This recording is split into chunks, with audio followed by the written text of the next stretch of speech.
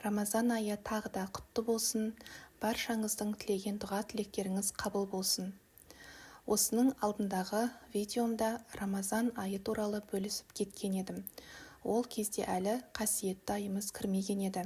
Енді міне Құран айы, кешірім мен мейірім айының 15-ші күніне аяқ бастық. Рамазан айының соңғы 15 күні ерекше құнды уақыт. Бұл күндері мұсылмандар құлшылықтарын күшейтіп, сауап жинауға ұмтылады. Биыл Рамазан 29 күнге созылады екен, соның 14 күні ғана қалыпты. Тақырыбымның алғашқы сөзі кеш емес, әлі де мүмкіндігіңіз бар. Не нәрсеге? Ең алдымен Рамазан Құран түсіріле бастаған ай.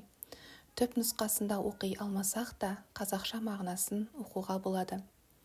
Қалған 14 күнде әр күні 100 теңге болсын садақа беруге болады. Егер берген садақаңыз қадір түніне түскен болса, оның мөлшері қаншама есе еселенетіні айдан анық аян. Ашуланбау, ренжіспеу, тату болу, мейірімді болу, күнә қателіктеріміз үшін кешірім сұрау, дұға тілеу. Тек ауызды ғана емес, көзбен құлақты да тыю. Дәл бүгін бос уақыт тауып жазатын күндіңіз болса, қалған күнге не істеу керектігі туралы мақсаттар жазып қойсаңыз болады. Қасиетті қадір түні айтылған зікірлерді, Алладан қол жайып сұрайтын дұға тілектеріңізді тізіп шығып, дайын отырсаңыз болады. Өйткені қадір түні Рамазанның соңғы 10 түнінің ішінде жасырынған екен. Қадір түні, Ләйләтул Қадір, Рамазанның соңғы 10 түнінің бірі, яғни тақ күндерінде 21, 23, 25, 27, 29 күндерде болуы мүмкін.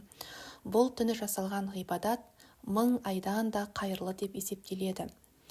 Алладан кешірім сұрап, шын жүректен дұға ету ұсынылады.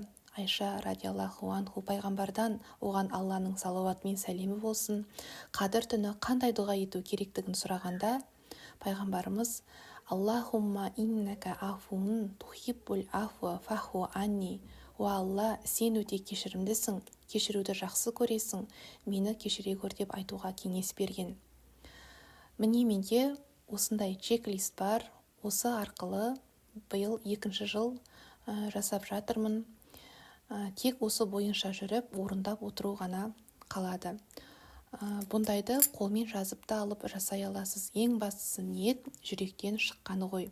Егер тура осы нұсқасы электронды нұсқада қажет болса, сілтеме арқылы маған шықсаңыз болады. Баршаңызды келесі Рамазанға дейін отбасыларыңызбен, туыс-туғандарыңызбен тағы да аман-есен қарсы алуды нәсіп етсін. Тағы да Рамазан айы баршаңызға құтты, берекелі қабыл болсын.